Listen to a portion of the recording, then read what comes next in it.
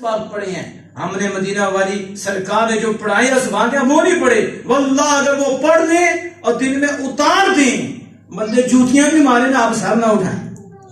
اگر سمجھ جائیں دین یہ بتاتا ہے ہمیں، تو پھر جوتی کون مارے گا؟ جب ہر کوئی کھانے کے لیے تیار ہو جائے تو مارے گا کون؟ ظاہر ہے جب ہر کوئی سمجھے کیا مومن ہے ہم، وہ نہیں میں ہوں، بس یہ بزرگ نہیں میں ہوں. تو جب بزرگوں کی جگہ، بھائی کی جگہ اسے اپنا بھی آئے کہ میں ہی ہوں، وہ پریشانی میں پریشان ہوں، تو بتاؤ کچھ ہوتا ہے؟ یہ کون سکھاتا ہے؟ یہ دین سکھاتا ہے. دین سے بڑا خیر خواہ کوئی نہیں ہے. دین سے بڑا الدین نصیحہ. حضور فرماتے ہیں کلو دین سارے کا سارا خیر خواہ ہے. چلو امام پاک کی مجھے بات یاد آ گئی. امام حسین امام علی مقام رضی اللہ تعالی عنہ نے ایک بات فرمائی اور پھر وہ گھرانہ سبحان اللہ. ویسے یہ ایک بات ہے اور کوزے میں دریا بند ہے. ایسی بات آپ نے کی اور داتا صاحب رحمۃ اللہ علیہ نے کشف المحجوب میں اس کو لکھا. آپ کہتے ہیں تمہارے بھائیوں میں سے زیادہ شفیق بھائی کون ہے؟ کیسا سوال ہے؟ تمہارے بھائیوں میں سے زیادہ شفیق، زیادہ مہربان بھائی کون سا ہے؟ تو آپ خود اس کی وضاحت فرماتے ہیں ہم تو سمجھیں گے کہ ہمارے جو حقیقی بھائی ہیں یہی ہے نا، یا ایمانی بھائی، کوئی بھائی تو لیں گے نا. لیکن امام پاک نے فرمایا دین. کیا فرمایا؟ دین کبھی بھی دوسری سوچ دے گئی. دین الہی ہے یہ. جب بھی آپ اس سے تعلق قائم کر لیں، دین کے ساتھ تعلق مضبوط کر لیں، دین سے جب بھی رہنمائی دیں گے وہ خیر ہی بتائے گا اور خیر ہی کرے گا. اور جب سے رہنمائی لے کر چلیں گے اللہ کے فضل و کرم سے یہ جہاں بھی روشن ہو جائے گا، اگلا جہاں بھی روشن ہو جائے گا.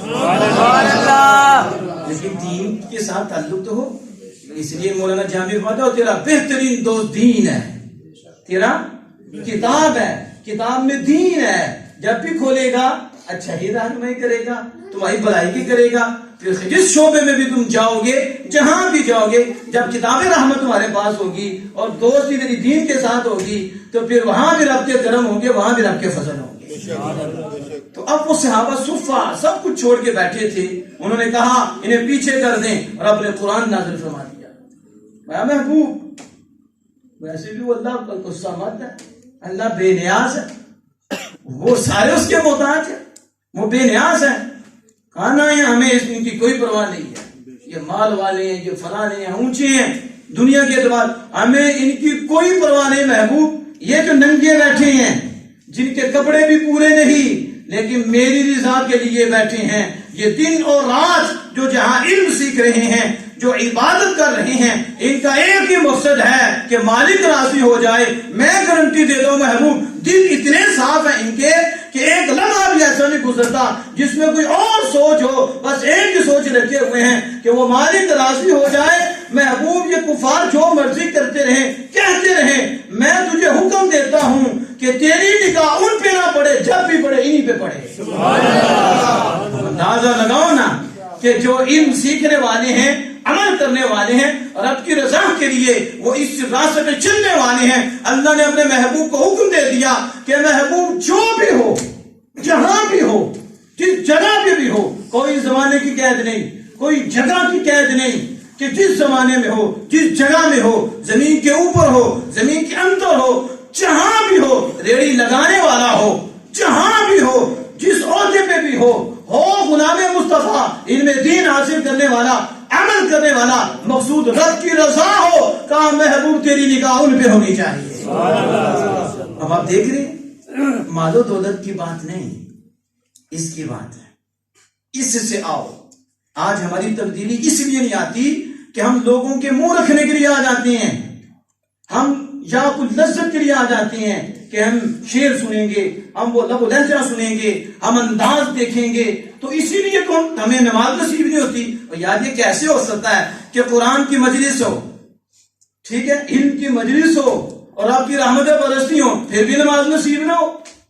پھر کہنا پڑے گا رب کے کرم بے شک نازل ہوتے ہیں اور اللہ کی رحمتیں برستی ہیں، کوئی شک نہیں کمی ہے تو ہم میں ہے. جب ہم اپنی نیتوں کو درست کر لیں گے, اپنی نیتوں کے قبلے درست کر لیں گے, محض اللہ کی رضا کے لیے جب آئیں گے تو پھر آپ دیکھیں گے کہ پھر کہنے کی ضرورت نہیں پڑے گی, مالک خود اٹھائیں گے, خود کرم فرمائیں گے, بندہ راستے پہ آ جائے گا. تو یہ میں نے علم کے اعتبار سے آپ کے سامنے کچھ معروضات ہیں وہ پیش کیے. حضرت ابن مسعود رضی اللہ تعالیٰ عنہ یہ بیان کرتے ہیں کہ نبی اکرم صلی اللہ علیہ وسلم نے فرمایا جلوسک ساعۃ فی مجلس العلم, علم کی مجلس میں تیرا ایک گھڑی بیٹھنا. علم کی یہ علم کی مجلس ہے نا, جیسے ایک حدیث پاک آگے بھی بیان کی تدارس العلم, ایک گھڑی کا علم کا درس, اور میں جلوسک تیرا بیٹھنا کتنا, ایک گھڑی. کدھر, فی مجلس العلم, اس میں نہ تو قلم کو چھوئے, نہ تیرے ہاتھ میں قلم ہو, اور نہ ہی تو کوئی حرف لکھے. جیسے آپ بیٹھے ہیں, کوئی قلم سے لکھ تو نہیں رہا, تو کوئی حرف تو نہیں لکھ رہا, کچھ بھی نہیں, نہ قلم ہاتھ میں ہے, کہا نہ قلم کو چھوہا ہے اس نے, نہ اس نے کچھ لکھا ہے. لیکن خیر لک من عطف الف رقبۃ, 1000 غلام آزاد کرنے سے بہتر ہے. کتنے غلام؟ اس وقت کتنی ویلیو تھی اس وقت, 1000 غلام. اللہ اکبر کبیرہ. تو آج غور کرو, 1000 غلام آزاد کرنا اور علم کی مجلس میں بیٹھ جانا, ایک گھڑی. کتنا؟ اتنا اونچا. آپ سمجھ رہے ہیں علم کی کتنی فضیلت ہے کہ ایک گھڑی علم کی مجلس میں بیٹھنا 1000 غلام آزاد کرنے سے بہتر ہے. پھر فرمایا وَنَظْرُكَ إِلَى وَجْهِ الْعَالِمِ خَيْرٌ لَكَ مِنْ أَلْفِ فَاسٍ, عالم کے چہرے کو دیکھنا. کس کے؟ عالم دین کے چہرے کو دیکھنا. خَيْرٌ لَكَ مِنْ أَلْفِ فَاسٍ, 1000 گھوڑا. کتنے؟ 1000 گھوڑے اللہ کی راہ میں صدقہ دینے سے بہتر ہے. 1000 گھوڑا اللہ کی راہ میں صدقہ کرے, اور ایک شخص صرف عالم دین اللہ کی رضا کے لیے اسے دیکھے, شفقت کی نظر سے دیکھے. میرے آقا تو جہاں صلی اللہ علیہ وسلم ایک گھڑی وہ دیکھے, اس 1000 گھوڑا صدقہ کرنے سے بہتر ہے. آپ سمجھ رہے ہیں عالم دین کی شان بھی تو علم کی وجہ سے ہے نا, علم دین کی وجہ سے ہے. اور پھر فرمایا نبی کرم صلی اللہ علیہ وسلم وَسَلَامُكَ عَلَى الْعَالِمِ خَيْرٌ لَكَ مِنْ عِبَادَةِ الف سنۃ. فرمایا کہ تیرا عالم کو سلام کرنا, عالم دین کو سلام کرنا 1000 سال عبادت کرنے سے بہتر ہے. کتنے؟ آپ سمجھ رہے ہیں. تو کیوں نہیں بچوں کو پھر اس طرف لاتے, اتنی بڑی دولتیں. اللہ, تو کیا باپ کو نہیں ملے گا؟ بچے کو اتنا ملا تو باپ کو جو ادھر لانے والا وہی ہے نا, سبب تو باپ ہی ہے. تو جتنا جس کو آپ نے ایک سیدھی راہ کی طرف رہنمائی کی اور اسے درس میں بھیجا, یہاں لائے, جتنا اجر اسے ملے گا. سبب تو آپ ہی بنے ہیں نا, اسے بھی ملے گا, اور جس کے سبب وہ آیا ہے سبب والا اسے بھی اللہ پاک اتنا ہی عطا فرما دے گا. وہ 10 ہوں, 20 ہوں, 40 ہوں, 50 ہوں, یہ مالک کا کرم ہے. 50 کو لایا, 50 کو 1000 سال عبادت کرنے کا ثواب نصیب ہو, تو پھر جس نے یہ کیا ہے کام جو پیچھے ہے اللہ اسے بھی اتنا ہی عطا فرماتا ہے.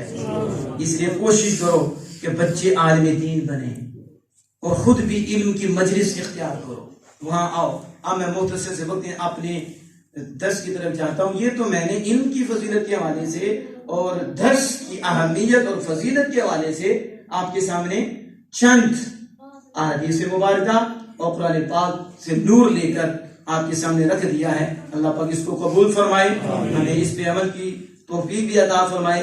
پچھلے درس قرآن میں حضرت صاحب نے حکم فرمایا تھا کہ وضو کے متعلق بیان فرمانا ہے. کس کے متعلق؟ یہی تھا نا, طہارت کے متعلق, کہ یہ ضروری ہے. درس ہے نا, ویسے محافل ہوتی رہتی ہیں اور آپ مختلف موضوعات پہ بیان سنتے رہتے ہیں, لیکن یہ بنیاد ہے. یہ کیا ہے؟ بنیاد. طہارت کے بغیر تو کچھ بھی نہیں نا. ذہن کی بھی طہارت چاہیے، دل کی پاکیزگی بھی چاہیے، تو ظاہر کی بھی پاکیزگی چاہیے، دونوں ہی پاکیزگیاں، وگرنہ تو پھر وہ تو ایسی نماز پڑھ رہا ہے لیکن فائدہ کوئی نہیں ہو رہا، الٹا گناہگار ہے، کیونکہ وہ طہارت کے حوالے سے پورا نہیں ہے، اس میں غلطیاں بڑی ہیں۔ تو اس حوالے سے بھی ہم سمجھیں کہ بہت پیچھے ہیں کہ علم نہیں سیکھتے، پوچھتے بھی نہیں، اور مجھے نہیں یاد، بہت کم ہے، کیونکہ ہمارے پاس آئے تو آگے کہ ہمیں جی آگے کو بتاؤ، کو اخلاق کا کو بتاؤ، نہیں آتے۔ اسکول کی طرف ماں باپ کی بھی توجہ ہے، بچوں کی بھی، یا کام کی طرف توجہ ہے، نہ آپ آتے ہیں نہ کسی کو بھیجتے ہیں، پھر بات کہتے ہیں ہمیں سکھائے کسی نے، کہاں سکھائیں؟ اور جمعے میں کیا ہوتا ہے، آتے ہی تب ہے جب جمعہ ختم ہونے لگتا ہے، تو سکھائیں کس کو؟ تو بات کیا ہے، یہ جو علماء تو بتاتے ہی نہیں، تو علماء ایک بیان میں سب کچھ بتا دیں گے، یہ وہ 2-4 لفظ ہیں، اور وہ یہ بتانا اور چیز ہوتی ہے، سکھانا اور چیز ہوتی ہے۔ گھنٹے کا بیان ہو کتنا یاد رہتا، تو سکھانا وہ ایسی ہوتا ہے، استاد شاگرد، استاد بار بار بتاتا ہے، وہ ریپیٹ کرتا ہے، وہ بھی دہراتا ہے، اسے یاد ہو جاتا ہے، اسے کہتے ہیں سیکھنا سکھانا۔ اور یہ جو ہوتا ہے، یہ ہوتا ہے بتانا، بتانے میں کچھ یاد رہتی ہیں، کچھ یاد نہیں رہتی، اور سکھایا جب جاتا ہے تو بندے کو کافی دیر تک یاد رہتا ہے۔ تو اس لیے ہم کوشش کریں گے کہ تھوڑا سیکھیں اور سکھائیں بھی، وہ بھی کام ہو۔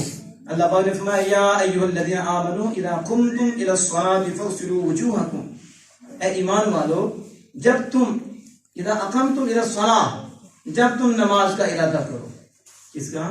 تو ارادہ تو کرنا ہے نا نماز پڑھنی، جب تم نماز کا ارادہ کرو، اب وضو نہیں ہے تو فاغسلوا وجوہکم وایدیکم الی المرافق، تو اپنے چہروں کو اور اپنے ہاتھوں کو کوہنیوں سمیت دھو لو۔ کہاں تک؟ کوہنیوں سمیت دھو لو۔ اور اللہ پاک بھی فرماتا ہے وامسحوا برؤوسکم وارجلکم الی الکعبین، اور اپنے سروں کا مسح کرو، اپنے اور اپنے پاؤں کو بھی دو ٹخنوں سمیت، الی الکعبین، کعبین کہتے ہیں ٹخنوں کو، تو ٹخنوں سمیت اپنے پاؤں کو دھو لو۔ یہ ہیں جنہیں وضو کے 4 فرض کہتے ہیں۔ کیا کہتے ہیں؟ وضو کے یہ کیا ہیں؟ 4 فرض۔ اب آپ نبی اکرم فخر دو عالم صلی اللہ تعالی علیہ وسلم کی طرف توجہ فرمائیں، تو آپ نے وضو کے حوالے سے جو رہنمائی فرمائی، وضو کرنے جو اچھے طریقے سے وضو کرتا ہے اس حوالے سے جو حضور نے حوصلہ افزائی فرمائی، جو انعام ذکر کیے، کتنا فائدہ ہے، اور جہاں وضو نہیں اس کے لیے کچھ بھی نہیں۔ تو نبی اکرم صلی اللہ تعالی علیہ وسلم نے فرمایا میں تمہیں ایسی بات نہ بتاؤں جس کا مفہوم ہے جس کے ذریعے اللہ تمہاری خطائیں مٹا دے، تمہاری خطائیں مٹا دے اور درجات بلند کر دے، درجات بلند کرے۔ اب حضور خود کہتے الا ادلکم، کہ میں تمہاری رہنمائی نہ کروں؟ یہ انداز مصطفیٰ ہے، اور ایک جگہ نہیں کتنی جگہ پہ حضور اسی انداز سے، کیا میں تمہاری رہنمائی نہ کروں، میں تمہیں بتاؤں نا ایسی چیز کہ جو جنت کی طرف لے جاتی ہے، ایسی چیز نہ بتاؤں؟ کبھی ہم نے بھی ایسا کیا کہ ہم نے یہ کہا آپ کو بتائیں کس طرح فراڈ لگایا جاتا ہے، بتائیں کس طرح پیسہ اکٹھا کیا جاتا ہے، یہ طریقہ بتائیں؟ کاش سوچ مصطفیٰ ہو جائے، ہماری سوچ دین کی سوچ ہو جائے، ہماری سوچ قرآن کی سوچ ہو جائے، ہماری سوچ مصطفیٰ جانے رحمت کی ہو جائے۔ حضور کیا فرماتے الا ادلکم، کیا تو رہنمائی نہ کروں اس کی طرف جو جنت میں لے جائے، ہونا مال کی طرف، اس کی طرف، جو کیا آتا ہے نا، تو امت کی سوچ رہے ہیں نا اگلا جہاں بڑا سخت ہے، اب یہ معاملہ بڑا سخت ہے، یہ تو گزر ہی جانا ہے، لیکن اگلی کہ ایسے عمل حضور نے بتائے کہ بڑے سے بڑا گناہ گار جب اس پہ عمل کرتا ہے آپ اسی وقت اسے پاک کر دیتا، اسے صاف کر دیتا، ایسے ایسے عمل سید عالم صلی اللہ تعالی علیہ وسلم نے بیان فرمائے۔ اور اس موقع پر بھی آقا جہان صلی اللہ علیہ وسلم میں تمہاری رہنمائی کرتا ہوں ایسے عمل کی طرف کہ جو تم کرو تو رب خطائیں مٹا دے گا اور درجات کیا کرے گا، بلند فرما دے گا۔ اللہ اکبر۔ مجھے یہاں سے بات یاد آئی، جب آقا جہان صلی اللہ علیہ وسلم نے اپنے ازواج کو چھوڑ دیا، وہ وجہ بنی تھی تو حضور نے ان کو چھوڑ دیا اور تنہائی اختیار کر دی، شور پڑ گیا طلاق کا، تو سیدنا فاروق اعظم رضی اللہ تعالیٰ عنہ حاضر ہوئے۔ جب حاضر ہوئے تو دیکھا کہ مدنی تاجدار حبیب کردگار صلی اللہ تعالی علیہ وسلم کھجور کی چٹائی پہ لیٹے اور نشان پڑ گئی. کیا ہوا؟ آج غور کرو نا ہمارا حال کیا ہے. ہم تو بھوکے مار رہے ہیں جن کے پاس سارا کچھ تھا اور آج حضور ہی بانٹ رہے ہیں اور بانٹتے رہیں گے. اور حضور کی زندگی دیکھو, ہم پڑھتے ہیں حضور کی زندگی. ہم تو کہتے ہیں کہ راتوں رات ہی کروڑ پتی ہو جائے گی, کوٹھیاں بھی آ جائیں, بنگلے بھی, پجاروں بھی دروازے دیکھے لگے تو چلنا بھی نہ پڑے, اس کے اندر ہی بیٹھے, اے سی گرم ہو, سارا سسٹم موسم کے حوالے سے ہر شے ہمیں ملے, ہمیں تو کچھ تپتی ہوا بھی نہ لگے, اور پھر جنت بھی مل جائے اور رب بھی مل جائے, سارا کچھ بھی مل جائے تو تکلیف بھی کوئی نہ آئے, پریشانی بھی کوئی نہ آئے, تو پھر یہ غلط ہے, غلط ہے. پہلے مکی زندگی ہے پھر مدنی زندگی ہے. پہلے کون سی زندگی ہے؟ اور مکی زندگی میں کتنی تکلیفیں تھیں پتہ ہے آپ کو, کتنے اس سے تک تکلیفیں, حتیٰ کہ ان کی شرارتوں کی وجہ سے رب نے فرمایا محبوب اس وطن کو چھوڑ دو. اور پہلے مکی زندگی ہے, پہلے ویلنے میں جانا پڑے گا, ویلنے سے گزرنا پڑے گا, پھر رو نکلے گی, پھر کیا ہوگی, پھر وہ منہ کو جائے گی, پھر اس کی قدر ہوگی, پھر مقام ملے گا. اور بندہ کہ نہیں سب کچھ ہی میرے پاس ہو تو وہ بھی مل جائے, یہ مغالطہ ہے, یہ غلط فہمی ہے. ایسا نہیں, پہلے رگڑے لگیں گے, مجاہدات ہوں گے, ریاستیں اختیار کرنی پڑیں گی, نفس کو مشقت میں ڈالنا پڑے گا, سخت سردی میں بھی ٹھنڈے پانی سے وضو کرنا پڑے گا, سخت گرمی میں بھی ہمیں مسجد میں آنا پڑے گا. اور شریعت کی آواز صرف مسجد ہی میں نہیں, گھر میں بھی, محلے میں بھی, بازار میں بھی, اور جہاں جس شعبے میں بھی ہیں وہاں بھی بلند کرنی پڑے گی. تو پھر ایک وقت آئے گا کہ سکون کی دولتیں ہوں گی. پھر یہ صورتیں ہیں. اب حضور کی زندگی دیکھو, مزاج مصطفیٰ کو جو نا, اب داتا صاحب نے کہا نا, اب بات پہ بات مجھے یاد آ جاتی ہے. داتا صاحب فرماتے ہیں کہ لوگ دلیل دیتے ہیں کہ شادی کرنا سنت ہے. کیا ہے؟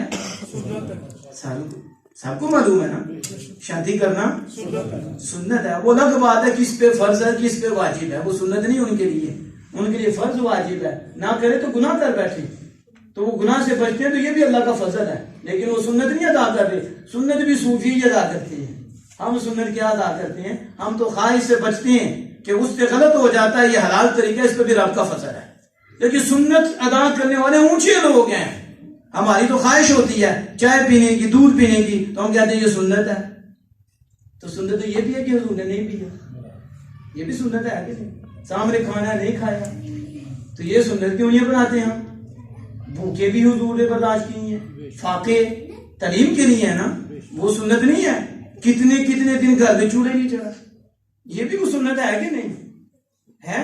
سب کچھ تھا, چولہا نہیں چڑھا گھر میں, جو کچھ چاہتے ہوتا نہیں, جو آیا دیا. اور کپڑے کتنے.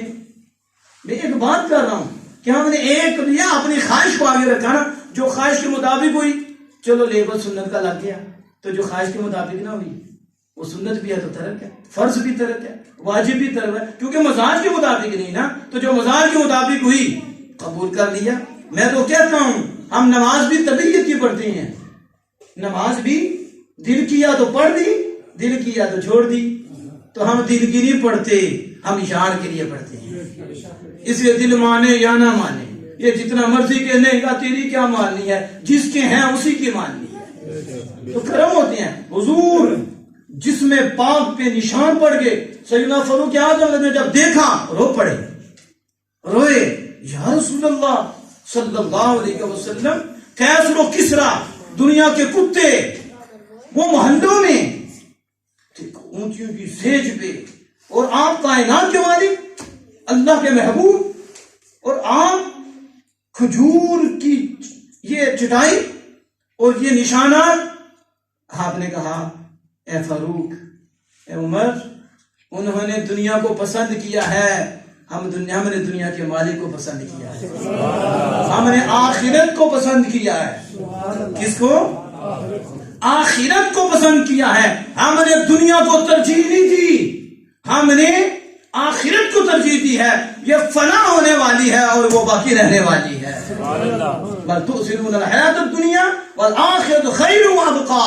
تم دنیا کی زندگی کو ترجیح دیتے ہو تو سنو, والآخرۃ خیر وابقا, آخرت خیر ہے، آخرت بہتر ہے اور باقی رہنے والی ہے. یہ دنیا ختم ہو جائے گی. کتنے آئے چلے گئے. کہاں گئے مال والے، کہاں گئے دولت والے جن کا کوتی بولتا تھا، آج ان کا کوئی نام نہیں لیتا. ان کی قبروں کا پتہ نہیں کہ ان کی قبریں کہاں گئیں. کسی کی قبر ہی نہیں، پتہ ہی نہیں. وہ جو اپنے منہ میں مکھی نہیں بیٹھنے دیتے تھے اور مٹی تک نہیں آنے دیتے تھے، کتنے خدام ان کے ہوتے تھے، کیا ان کا چاہو جلال ہوتا تھا، کیا ان کی شان و شوکت ہوتی تھی، کیا ان کا لباس تھا. آج دیکھو ان کا نام ہی نہیں، قبر تک مٹ گئی ہے، ختم ہو گیا ہے. لیکن آج بھی داتا داتا ہے، خواجہ خواجہ ہے، غوث غوث ہے. انہوں نے یاد کیا، رب کو یاد کیا. یہ دنیا کو ترجیح نہیں تھی، دنیا کے مالک کو ترجیح دی. انہوں نے حضور کی سوچ کو لیا ہے، اور جو سوچ ہے وہ سبا میں فنا ہو جاتا ہے، وہ مرنے کے بعد بھی باقی رہتا ہے، وہ پھر مرتا نہیں ہے. تو یہ اپنی سوچ جو ہے نا، اس کو تھوڑا سا کلیئر کرو، سمجھاؤ اپنے آپ. علم کی روشنی میں، دین کی روشنی میں وقت گزر جانا ہے. کتنا گزر گیا، اب پتہ نہیں کتنا رہ گیا. پتہ نہیں اگلی گھڑی بھی آنی ہے کہ نہیں آنی، اگلی سانس بھی نکلنی ہے کہ نہیں نکلنی. وہ قبر کی سوچ لو، کوئی آخر کی سوچ لو. جو قسمت میں ہے وہ آپ کو مل کے رہنا ہے. اب کوٹھیاں تو آ جائیں گی، بنگلیاں تو آ جائیں گے، لیکن رب کی رضا نہیں ملے گی، قبر روشن نہیں ہوگی. قبر کی سوچو، رزق اس نے وعدہ فرمایا ہوا ہے، وہ جس طرح بھی آپ کو مل جانا ہے. چاہے آپ سبب اختیار کریں، جو کرنا ضروری ہے وہ کہیں ضروری نہیں. ایسا ہوتا ہے کہ بندہ کہیں بھی نہیں، کھانا کسی کے لیے آیا ہے، وہ آیا نہیں، میرے دوسرے کو گیا ہے. کہتے ہیں ہم نے فلاں کے لیے تیار کرایا لیکن فلاں نہیں آ سکا، تو کوئی اور آ گیا. یا تیرے مقدر تھا جس نے تجھے یہاں بلا لیا ہے. تو اپنی سوچیں، ایمان مضبوط کرو، یقین پکا کرو، رب پہ توکل رکھو، اسباب اختیار کرو علم کی روشنی میں، صحیح اسباب. لیکن اسباب پہ بھروسہ نہ کرو کہ میں یہ کروں گا تو مجھے ملے گا. نہیں، یہ کرنا میرے لیے ضرور ہے، دینا میرے رب نہیں ہے. کرم میرے رب نے فرمانا ہے، چاہے دے تو چاہے. ہزار بندے اختیار کرتے ہیں اسباب، لیکن ان کا کچھ نہیں. پورا دن کھڑے رہتے ہیں، کوئی لے جائے کوئی لے جائے، ہمیں کام پہ لے جائے، کوئی نہیں لے کے جاتا. نکلے تھے اور ساری دن کمائی کرتے ہیں، مزدوری کرتے ہیں، اگلا دیتا نہیں ہے، خالی ہاتھ آ جاتے ہیں. تو سبب سے ملا نہیں، سبب اختیار کرنا ہے، بھروسہ رب پہ رکھنا ہے. مل گیا شکر ہے مالک تیری مہربانی، نہیں ملا مالک ہم نے جو کر سکتے تھے کر لیا، آگے تیری رضا ہے، ہم راضی ہیں. کرم ہو جاتا، فضل ہو جاتا ہے. تو اب یہ دیکھو طہارت کے حوالے سے نبی اکرم صلی اللہ علیہ وسلم نے کس طرح رہنمائی فرمائی، کس انداز سے فرمائی. فرمایا وہ چیز نہ بتاؤں کہ جس سے اللہ تمہاری خطائیں مٹا دے اور تمہارے درجات بلند کر دے. ساتھ ہی حضور سید عالم صلی اللہ تعالی علیہ وسلم نے فرمایا مشکل وقت میں اور جب ناگواری ہو، تکلیف ہو، تو پورا وضو کرنا. کیا کرنا؟ اسباغ الوضوء، پورا مکمل وضو کرنا. جب اوکھا ہو کرنا، جدوں تو وہ کب ہوتا ہے وضو کرنا؟ اوکھا، سخت سردی ہو، ٹھنڈا پانی ہو، نظارہ اوکھا ہے، وضو کرنا اوکھا ہی ہوتا ہے. لیکن جو کرتا ہے، حضور فرماتے ہیں اللہ پاک اس کے گناہ صغیرہ مٹا دیتا ہے اور اس کے درجات بلند فرما دیتا ہے. اتنا نہیں، اس کے ساتھ ہے درجات بلند فرماتا ہے اللہ پاک. یہ ابھی نماز کے علاوہ ہے. کس کے؟ میں سمجھتا ہوں اگر آپ اس کو سمجھ آئے نا تو پھر آپ کو سمجھ آئے کہ نماز کتنی بڑی تو ابھی تو یہ نماز کا ذریعہ بنا ہے. اور یہ یاد رکھو صرف نماز کے لیے وضو نہیں، وضو جب بھی کیا جائے اللہ کی رضا کے لیے، اچھی نیت میں جب بھی وضو کیا جائے برکت نصیب ہوگی، خطائیں معاف ہوں گی. اس لیے وضو میں رہا کریں، کرم ہی کرنا ہے. وضو پہ وضو کر لیا، وضو پہ وضو، نور پہ نور، سبحان اللہ. نیکیوں پہ نیکیاں مفت میں، اور شیطان دور. شیطان بھی پاک ہے نا، تو پاکوں کے پاس تو نہیں شیطان آتے. یہ کہنے چلو جن چمڑ گیا، تو کہ جن تے چمڑنے نہیں، جب ہم نے پلید ہی رہنا ہے، شیطان نہیں پاس آنا ہے نا. تو جب ہم پاک ہی رہیں تو رحمان کی رحمتیں آئیں گی. داتا صاحب فرماتے ہیں، اور یہ جو محافظ فرشتے ہیں نا، جو بندہ دائمی وضو میں رہتا ہے نا، وضو پہ وضو، وضو پہ وضو، یہ فرشتے بھی اسے یار بنا لیتے ہیں. یہ فرشتے بھی حدیث پاک ہے کہ فرشتے بھی اسے دوست بنا دیتے ہیں. اب یہ انعام ہے صرف ابھی پورے وضو کرنے کا مشکل وقت میں، جب تکلیف ہو بندے کو اور مشقت میں، پھر بھی وہ سنتے نہیں چھوڑتا، کامل وضو کرتا ہے، 3 دفعہ اس نے کرنا ہے، وہ کر رہا ہے، بڑے اچھے انداز سے کر رہا ہے، پورا کر رہا ہے، مسح بھی کر رہا ہے، اور اس کے ساتھ ساتھ وہ پاؤں کو بھی دھو رہا ہے سخت سردی میں، تو فرمایا اس کی خطائیں معاف کرتا ہے اور درجات بلند فرما دیتا ہے۔ اور فرمایا، اور کیا فرمایا، کثیر قدم، زیادہ قدم جو مسجد کی طرف رکھتا ہے، کس کی طرف؟ زیادہ قدم چل کے مسجد کی طرف آتا ہے، فرمایا اس کی بھی خطائیں معاف فرماتا ہے اور درجات بلند کر دیتا ہے۔ اب اس کی شارحین حدیث نے اس کی وضاحت کی ہے، یا تو گھر دور ہے تو قدم زیادہ ہوں گے، تو دوسرا کیا ہے، چھوٹے چھوٹے قدم لے، گھر بھی قریب ہے نا لیکن قدم چھوٹے رکھے تو زیادہ قدم ہوں گے، بڑا بڑا لگے تو قدم بڑے ہوں گے، وہ قدم چھوٹے رکھے تو مسجد کی طرف آئے۔ اس کا یہ مطلب نہیں کہ قریب کی مسجد چھوڑ کے چھٹے محلے میں چلا جائے کہ میں زیادہ قدم، اسے نہیں اجر ملے گا، وہ اپنی مسجد کو بات کرے، کس کو نیت اچھی رکھے، قدم چھوٹا رکھے۔ تو جو کثرت قدم رکھتا ہے مسجد کی طرف، فرمایا اس کی بھی خطائیں معاف فرما دیتا ہے اور اس کے بھی درجات بلند کر دیتا ہے۔ اور اس میں حضور نے فرمایا وہ کیسا ہے، فرمایا جیسے سرحد آپ کے پاس ہی ہے نا، پاکستان کی سرحد، اسلامی سرحد، اسلامی ملک اور کفار کی سرحد، اس پہ فوجی کھڑا حفاظت کر رہا ہے، کھڑا نا حفاظت، کتنا اس کا مقام ہے، کیونکہ وہ آپ کی حفاظت کر رہا ہے، اسلامی ملک کے رہنے والے ملک کی حفاظت کر رہا ہے، اور کفار کی وہ سرحد ہے جہاں کھڑا ہے کہ وہ ادھر داخل نہ ہو سکے، وہ ظاہر یعنی مورچے پہ کھڑا ہے نا، اور مورچے پہ کھڑا ہو کر ہماری پارٹی ہمارے ملک کی حفاظت کر رہا ہے، اسلامی ملک کی حفاظت کر رہا ہے۔ فرمایا وہ ایسا ہی ہے جو پورا وضو کرنے والا ہے، پورا تکلیفوں کے وقت کثرت سے قدم رکھنے والا مسجد کی طرف، تو نبی اکرم صلی اللہ علیہ وسلم فرما رہے ہیں وہ ایسا جیسا وہ ہے، وہ تو ظاہر کی حفاظت کر رہا ہے نا، اور یہ جو کر رہا ہے یہ باطن کی حفاظت کر رہا ہے، یہ بھی ایک مورچے پہ کھڑا ہے۔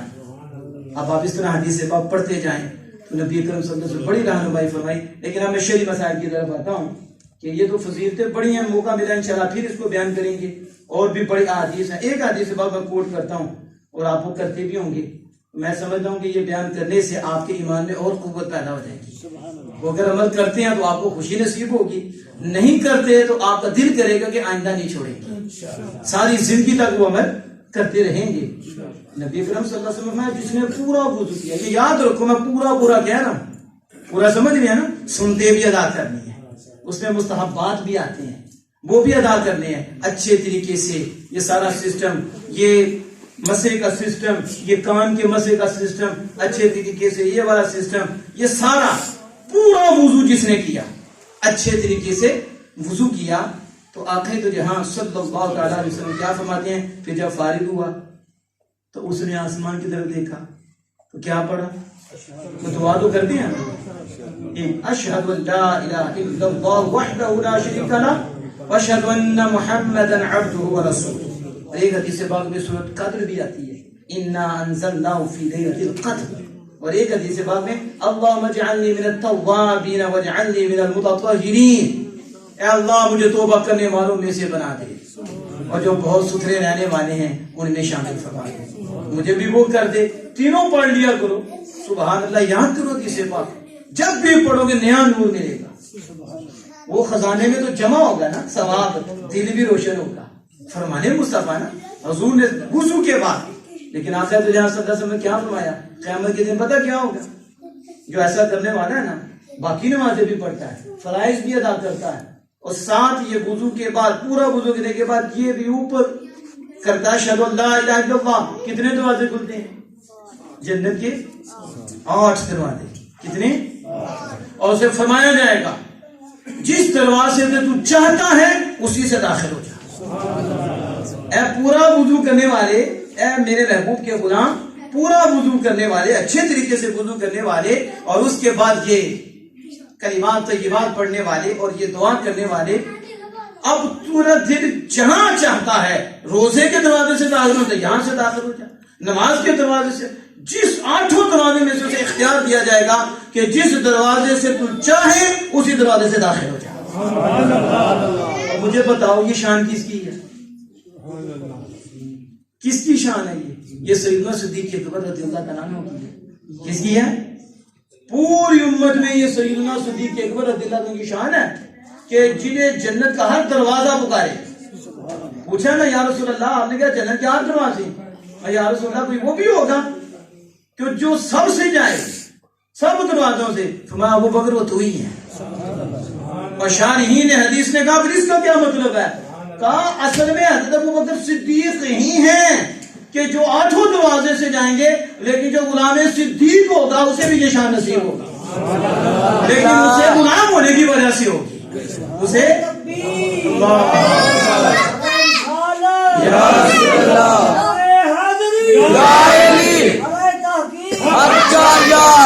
گلی گلی نگر نگر ابو بکر ابو بکر گلی گلی نگر نگر ابو بکر ابو بکر. اللہ اکبر کبیرہ. آپ نے دیکھا کتنی فضیلت والا یہ عمل ہے. پورا وضو کرنے کے بعد یہ عمل یاد کرو. اپنی زندگی میں کتنا وقت رہ گیا. دوسرا کلمہ تو ہر ایک کو آتا ہے. کوئی ہوگا جسے دوسرا کلمہ نہ آتا ہو اور بزرگ پڑھتے بھی ہوں گے، لیکن آج کے بعد چھوڑیں گے بھی نہیں کہ اتنی فضیلت. اور اللہ کے فضل و کرم سے میں تو یہ بھی دعا پڑھتا ہوں اللہم اجعلنی من التوابین واجعلنی من المتطہرین. یہ بھی یاد ہو جائے تو کسی کو یہ بھی یاد ہو جائے سبحانک اللہم وبحمدک اشہد ان لا الہ الا انت استغفرک واتوب الیک. دیکھو نا کھانے تیسے کہنے ہیں وہ بھی ہو جائے وہ بھی ہو جائے وہ بھی ہو جائے. تے ایک بوٹی نہ بھی گزارا ہو جائے تے دہی تے نان سلاد تے نال چٹنیاں تے پھر مٹھے چاول تے تیرے حلوے تے جلوے تے پتہ نہیں کیا کچھ. اس وقت نہیں تنگ آتے. وہ طرح طرح کے ٹیسٹ لیتے ہو تو یہاں کیوں نہیں لیتے؟ مجھے تو حضور کی زبان سے ہے، یہ تو قبول ہی قبول ہے، فضل ہی فضل ہے. یہ حدیث پاک ایک اور حدیث پاک سماعت فرمائیں. نبی اکرم صلی اللہ علیہ وسلم کا فرمان ہے جو پورا وضو کرتا ہے، صحیح وضو کرتا ہے، یہ پورے چلتا ہے وضو کرتا ہے، وہ 5 کلیان کس کی طرح 5 کلیان کی طرح چمکتا ہے. تو پتہ ہے 5 کلیان گھوڑے دا غرن محجلین، غرن جس کے چاروں پاؤں بازو بھی اور پاؤں بھی ٹانگیں بھی وہ چارے کے چارے سفید اور ماتھا بھی سفید. اسے کہتے ہیں 5 کلیان. حضور نے تشریح دی ہے غرن محجلین. غر کہتے ہیں سفید چہرے کو، جس کا چہرہ سفید ہو نا عربی میں اسے غر کہتے ہیں، اور جس کا ہاتھ اور پاؤں سفید ہو اسے تحجیر کہتے ہیں. اسے کیا کہتے ہیں؟ تحجیر. جب بندہ وضو صحیح کرتا ہے تو وہ چہرہ دھوتا ہے، چہرے کو دھوتا ہے، ہاتھوں کو بھی دھوتا ہے، پاؤں کو بھی دھوتا ہے. تو حضور سید عالم صلی اللہ علیہ وسلم فرماتے ہیں جیسے وہ گھوڑا چمکتا ہے نا، کیسے چمکتا ہے، تشبیہ ہے نا اس کے ساتھ. تو جو میرا امتی پورا وضو کرتا ہے قیامت کے دن مائیں بھی نظر آئیں گے. 1,24,000 انبیاء ہیں اور ان کی جو امتیں ہیں ان امتوں میں سے خصوصیت ہے حضور کی امت کی کہ حضور کی امت انوکھی نظر آئے گی. وہ کون سی؟ جو وضو کرتے ہیں. تو جو وضو نہیں کرتے وہ تو سدا میں رہیں گے، جو وضو کرتے ہیں وہ دور سے نظر آئیں گے. یہ غلام مصطفیٰ کیونکہ لائٹیں ان سے نکل رہی ہوں گی، ان کے چہرے چمک رہے ہوں گے، اعضائے وضو چمک رہے ہوں گے. میں جو پورا وضو کرتا ہے، آسن وضو کرتا ہے، اس کا چہرہ بھی چمکتا ہوگا، اس کے ہاتھ بھی چمک. قربان جاؤں آقا نامدار مدنی تاجدار پہ جو قیامت کے دن ہونا تھا اور جس سے امت نے محروم ہونا تھا. حضور نے پہلے بتا دیا یہ کرو اور قیامت کو یہ ہوگا. جو کر لے گا وہ محروم نہیں رہے گا، جو کر نہیں رہے گا وہ محروم ہو جائے گا. اور اس سے یہ مطلب نہیں کہ حضور صرف ان کو پہچانیں گے چہروں سے، یہ خصوصیت ہے، وگرنہ حضور اپنے ہر غلام کو پہچانیں گے، ہر گناہگار کو پہچانیں گے کہ یہ بھی میرا امتی ہے، یہ بھی میرا امتی ہے. تو اس حدیث پاک میں بھی نبی اکرم صلی اللہ علیہ وسلم نے حوصلہ افزائی فرمائی اور انعام بھی ذکر فرمایا کہ جو وضو کرتے ہیں اچھے طریقے سے. اور پھر آگے فرمایا پھر جس کا دل چاہتا ہے، مفہوم ہے اس کا، اور چمک بڑھا لے. کیا کر دے؟ چمک اور بڑھا لے.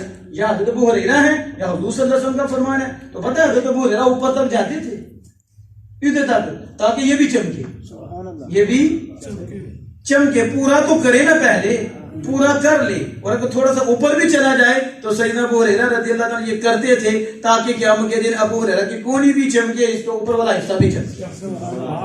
ایسی سوچ تو نہ صحابہ کی سوچ، یہ اولیاء کی سوچ، اہل بیت اطہار کی سوچ کہ وضو، تو وضو میں پہلے 4 فرض ہیں۔ کتنے؟ 4 فرض۔ لیکن ہمیشہ یاد رکھنا، آج تھوڑا سا سبق دیتا ہوں، اس پہ ختم کرتے ہیں۔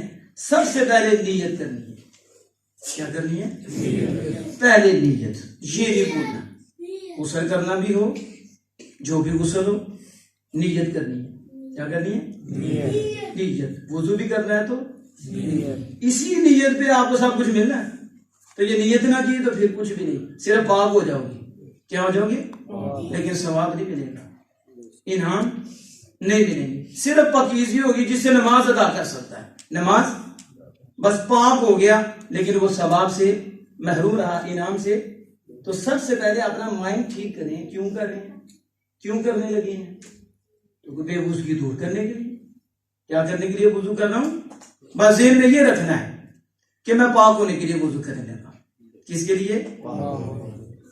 اس طرح کر لو۔ اگر پاک ہے میں مزید اللہ کا قرب حاصل کرنے کے لیے، اللہ کے قریب ہونا سے، اللہ کا قرب حاصل کرنے کے لیے، ثواب حاصل کرنے کے لیے وضو کرنے لگا، بس یہ نیت کر لی۔ کیا کر لی؟ اس کے بعد کیا کرنا ہے؟ بسم اللہ۔ کیا پڑھنا ہے؟ بسم اللہ۔ پوری پڑھ لو، جتنی پڑھ لی بسم اللہ۔ حضور نے فرمایا جس نے اللہ کا نام نہ لیا اس کا وضو ہی نہیں، یعنی کامل نہیں۔ 2 کام ہو۔ اب یہ جو 2 کام کر کے پورا وضو کرے گا نا، اس کے ابروں سے بھی گناہ نکلیں گے، اس کی داڑھی شریف کے بالوں سے بھی نیچے آئیں گے، سر کے مزہ کیا ایک ایک بال سے گناہ نکلے گا، پاؤں کے نخنوں سے نکل جائے گا، اور یہ ہاتھوں کے نخنوں سے نکل جائے گا۔ اور شارحین حدیث کہتے ہیں صرف یہ ظاہر سے نہیں نکلے گا، دماغ میں بھی جو چھوٹے ہیں نا، جو دماغ کے اندر تھے وہ بھی نکل جائیں گے۔ جب وہ نیت کرے اور بسم اللہ، اگر نیت کر کے بسم اللہ نہ پڑھی تو پھر ادھر سے نکلیں گے، صرف جو فرض تھا دھونا، جن کا اس کا دھونا تھا، ادھر سے نکل جائیں گے، ادھر سے نکل جائیں گے، اور پاؤں سے نکل جائیں گے۔ اور جو نیت کر کے بسم اللہ پڑھ لے اس کے سارے بدن سے نکل جائیں گے، سارے بدن سے صغیرہ گناہ، سارے بدن سے، یعنی ایک دفعہ سمجھو کہ غوطہ لگا دھویا گیا ہے، سارے صغیرہ گناہ اس کے دو ہوئے ہیں سارے۔ آپ اندازہ لگاؤ کتنی برکت ہے وضو کی، کہ بسم اللہ نیت اور اس کے ساتھ بسم اللہ، بس یہ 2 عمل۔ اب وضو شروع کریں۔ اب کیا کریں؟ تو فرض میں ہماری بڑی کوتاہی ہوتی ہے، سنت طریقہ اگلے درس میں انشاءاللہ بیان کیا جائے گا، لیکن آج صرف فرض کی تھوڑی سی وضاحت کر دیتا ہوں، اس کو ذہن میں رکھنا ہے۔ ہمارے ہاں ہوتا کیا ہے؟ پہلا فرض ہے چہرے کا دھونا۔ پہلا فرض کیا ہے؟ چہرے کا دھونا۔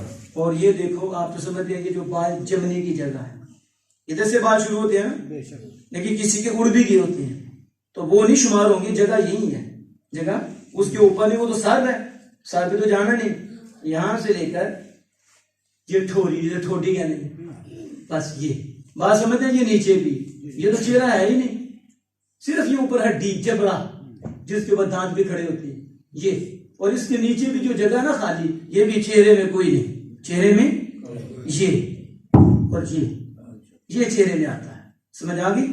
اس سے نیچے چہرہ نہیں ہے، تو اس کا دھونا بھی لازم نہیں، بلکہ نیچے والا کا تو ایسے مسح کرنا بھی بدعت ہے، وہاں لوگ یوں بھی آ جاتے ہیں نا، تو یہ تو بدعت ہے، یہ تو گدی ہے ہی نہیں، اس کا کیا کرنا ہے؟ یہ کرنا ٹھیک نہیں ہے، بلکہ مسح تو یہی ہے۔ مسح کیا ہے؟ یہ نیچے والا سنت بھی نہیں، سنت کے خلاف ہے اور یہ بدعت ہے۔ تو آپ دیکھیں کہ یہاں سے لے کر لمبائی میں یہ چہرہ ہے، اور چوڑائی میں کیا ہے؟ آپ یہ چیز دیکھیں، یہ چیز دیکھیں، ادھر تک نہیں ہے، اس دو سے بھی ادھر سے بھی ادھر تک نہیں ہے، اس کے اندر جتنا بھی حصہ ہے یہ چہرہ ہی ہے۔ یہ کیا ہے؟ یہ پورا چہرہ۔ اس پہ اب پانی کیسے ڈالنا ہے؟ فَاغْسِلُوا وُجُوهَكُمْ، کیا فرمایا؟ اپنے چہروں کو دھو۔ پہلے نمبر پہ کیا فرض یہ ہے، سنت طریقہ ہوا ہے کہ ہاتھوں کو دھوئیں، یہ پہلے فرض نہیں ہے جو ہم ہاتھ دھوتے ہیں، سنت ہے۔ فرض کیا ہے؟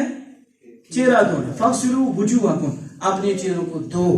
اور یہ جو غسل ہے نا، عربی کا لفظ ہے، اردو کا لفظ نہیں۔ اور غسل کسے کہتے ہیں؟ غسل کہتے ہیں پانی کا بہانا. کیا کرنا؟ اسے آپ نے سمجھنا. آج میں سمجھتا ہوں کہ آپ سمجھ گئے نا, تو آپ غور کریں گے کہ ہم بہاتے ہیں یا ملتے ہیں. ہم نے یہ غور کرنا ہے. ہم چوپڑتے ہیں, کیا کرتے ہیں؟ تو وضو کیسے ہوگا؟ جب تک پانی نہ بہے وضو نہیں ہوگا. اس کا چہرہ شریعت میں دھونا نہیں ہوگا. اگرچہ ہم اسے دھونا ہی سمجھتے ہیں, لیکن وہ نہیں. اللہ پاک نے فرمایا چہروں کو دھو, اس پہ پانی بہاؤ. فاغسلوا غسل ہے, پانی بہانا ہے.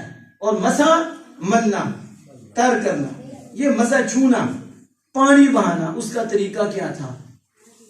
پانی لیا, اس پہ لیا اور ادھر لائے. کدھر لائے؟ اوپر. ادھر لا کر چھوڑ دیا. ادھر لا کر کیا کیا؟ اب وہ خود سفر کرے گا. ایسے ہی ہے نا, خود چلے گا. اور چل کے یہ پیر ہے, کیونکہ یہ جتنا بھی جسم ہے, جتنا بھی چہرہ ہے, اس کے ہر حصے پہ 2 قطروں کا بہانا ضروری ہے. کتنوں کا؟ یہ نہیں کہ ادھر سے 2 قطرے گر گئے, جب میں سمجھ گیا تو یہ قطرے گر گئے ہیں. پورے یہ احاطہ ہے چہرہ میں, ساری جگہ پہ 2 قطرے بہیں. 2 قطرے. لیکن ہم کرتے کیا ہیں؟ یوں لے کر یوں ہی کر دیتے ہیں. ہم تو بہنے دیے ہی نہیں. اس کا وضو نہیں ہوا, اس کا فرض یہ ادا نہیں ہوا, کیونکہ اس نے تو بہنے ہی نہیں دیا. تو اس میں شرط کیا تھی؟ فاغسلوا, اپنے چہروں پہ پانی کو کیا کرنا ہے؟ بہانا ہے. اس لیے امام اہل سنت الشاہ احمد رضا حفاظ بریلوی علیہ رحمۃ الرحمان نے یہ طریقہ بتایا کہ آپ پانی یہاں رکھیں اور یہاں رکھ کے چھوڑ دیں. اب جب چھوڑا تو دیکھیں پھر بعض جگہ تو رہ جاتی ہیں, دوسری دفعہ بھی چھوڑیں گے پھر بھی رہ جائیں گی, تیسری دفعہ پھر بھی رہ جائیں گی. تو آپ کہیں گے اس کا مسئلہ کیا؟ آپ بتاتے ہیں. جب آپ نے چھوڑا تو جہاں جہاں سے گزر گیا وہاں سے فرض ثابت ہو گیا اور وہ کلیئر ہو گیا. آپ اس کو پھر ایسے رکھ کر ملیں. پہلے گزر گیا نا, اس جگہ سے تو گزر گیا, اب مل لیں تاکہ جو جگہ خشک رہ گئی ہے وہ بھی تر ہو جائے. وہ بھی کیا آپ سمجھتے ہیں, جب تر ہو گئی تو اب آپ پھر پانی چھوڑیں. تو جب پانی چھوڑیں گے تو تر جگہ ہے وہ خود پانی ادھر چلا جائے گا. اگر دوسری دفعہ بھی آپ سمجھتے ہیں کہ کوئی جگہ ہے تو پانی جب اترا ہے نیچے تو پھر آپ ایسے ایسے کر لیں, ایسے ایسے کر لیں ایسے ایسے اچھی طرح. اب جب تیسری دفعہ کریں گے تو جو تھوڑا بہت رہ گیا وہاں سے بھی پانی بہ جائے گا. تو آپ کو کیا ہو جائے گا؟ چہرے کا فرض ادا. میں نے دیکھا ہے, کتنوں کو دیکھا ہے, اور دکھی ہے نا, سیکھتے بھی نہیں, وہ یہاں ہی ملتے رہتے ہیں. کیا کرتے رہتے ہیں؟ بلکہ اس کا ایک اور طریقہ ہے, آپ پہلے ہی مان لیں. سردی ہے نا, تو سردی میں سمجھے پانی نہیں اترتا, رک جاتا, ٹھہر گیا تھا ٹھنڈ کی وجہ سے. تو اس کا طریقہ یہ بھی ہے کہ آپ پہلے پانی لے کے اسے ایسا سے کر لیں, تر کر لیں. جب تر ہو جائے تو پھر آپ پانی چھوڑ دیں. اس کا بھی یہ نہیں ہے کہ پہلے آپ اس کو تر کر لیں, سمجھتے ہیں اب تو نل ہے, ٹوٹیاں لگی ہوئی ہیں, ایسے کرو پانی ایسے بھاگتا جاتا ہے, یوں ہاتھ مارو تو پانی سر کرو بہ جاتا ہے. اب تو مسئلہ ہی نہیں. مسئلے تو آپ کے اس وقت جب لوٹے سے آپ وضو کرتے تھے وہ مسئلہ تھا بڑا مشکل. اب تو بڑا آسان کر دیا. آپ نیچے جائیں, یوں رکھیں, یوں کریں, ہاتھ ایسے سے پھیریں, سادہ پھیریں, آپ کو بالکل کلیئر ہو جاتا ہے. اور آسانی کے ساتھ یہ ہاتھ بھی مکمل دھویا جاتا ہے, کوئی جگہ بھی نہیں رہتی. اور چہرے کا تو پانی بھی اتنا وافر ہے کہ جس میں مسئلہ بھی نہیں ہے. تو چہرے کا فرض سمجھ میں آیا, اس کا طریقہ بھی آپ کو سمجھ میں آ گیا. اور دوسرا فرض کیا ہے؟ ادھر سے لے کے, کدھر سے, یہ سارا ادھر سے لے کر یہ کونیوں سمیت, کونیوں تک نہیں, نیچے تک نہیں, کونیوں سمیت کوئی جگہ بھی خشک نہ رہے. اسی طرح 2 بوندیں گریں. تو وہ میں نے جو بتایا وہ یہ ٹونٹی ہے, ٹونٹی کے نیچے یوں رکھے. یہ سنت طریقہ بتایا کہ ہمارے پاس لوگ یوں کرتے ہیں اور یوں بھی کرتے ہیں. کیسے کرتے ہیں؟ یوں دھو گے, پھر یوں 3, تو پھر یوں 4, تو پھر 5, تو پھر 6. کتنے ہوگی؟ 6. تو کتنا پانی مسجد کا ضائع کیا, وہ کتنا بڑا جرم ہے. وقت کا پانی, اسراف, اور پھر 3 دفعہ. لیکن وہ بات کو پتہ ہی نہیں ہوتا, بات کی توجہ نہیں ہوتی کہ یہ ہم کیا کر رہے ہیں. طریقہ یہ تھا کہ یہاں سے پانی گرایا اور یہاں سے ہاتھوں پیچھے کر دیا تاکہ دوسری دفعہ اوپر سے پانی نہ آئے. اسے کیا, پھر دوبارہ ایسے کیا, پھر سے 12 ایسے کیا, تو اس کا وضو یہ اس ہاتھ کا جو ہے وہ کمپلیٹ ہو گیا. اسی طرح دوسرا ہاتھ بھی. اب اس کے بعد تیسرا فرض ہے, وہ کیا ہے؟ سر کا مسح کرنا. اس کا طریقہ کیا ہے؟ ہمارے ہاں یوں بھی ہوتا ہے, یہ 3 انگلیاں لیتے ہیں. آپ چاہیں تو نیا پانی لے لیں, نہیں تو جو پانی اوپر تری ہے پہلے موجود ہے اس سے بھی آپ مسح کر سکتے ہیں. اور بعض لوگ یوں کرتے ہیں تو یہ بھی بدعت ہے. آپ مسح کرنے لگے تو یہ کیا ہے؟ یہ تو دھو لیں آپ نے, اب کیوں چوم رہے ہیں اس کو بلا وجہ؟ تو مسح تو اس کا نہیں, مسح آپ نے سر کا کرنا ہے. اس کا طریقہ کیا ہے؟ یہ 3 انگلیوں سے جو مسح کیا جاتا ہے یہ مشکل ہوتا ہے, مشکل ہی ہوتا ہے نا کہ یوں جاؤ اور یہ انگلیاں اوپر رکھو, ادھر سے جا کے یہ سر تک ادھر تک, پھر ادھر سے جو رہ گیا اسے ایسے ملاؤ. یہی طریقہ نا. لیکن اس سے آسان طریقہ ایک یہ بھی ہے کہ آپ یہ دو اس ساری کی ساری تینوں تو ایسے نہ کرو, یہ چیز پوری کی پوری ایسے کر کے ایسے دبا دو. ٹھیک ہے, ایسے دبا لی, چھوڑنا نہیں, اٹھانا نہیں, اس کو دبا کے ایسے کر کے انگلی نہیں اٹھانی. اور یہ سر ہے, ہم نیچے تک جاتے ہیں گدی تک. کہاں تک جاتے ہیں؟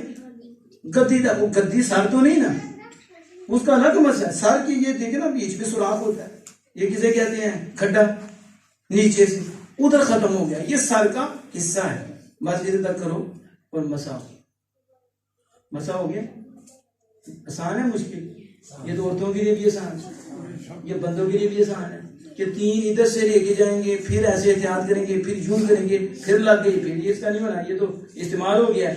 تب کیا اعلیٰ حضرت میں یہ بھی طریقہ کہ یوں کرو, یہاں سے دبا دو اور دبا کے یوں کرو, یہاں تک جاؤ, سارے سر کا مسح کرو. کیونکہ سنت یہ ہے اور فرض یہ ہے کہ سر کے چوتھے حصے کا مسح کرنا.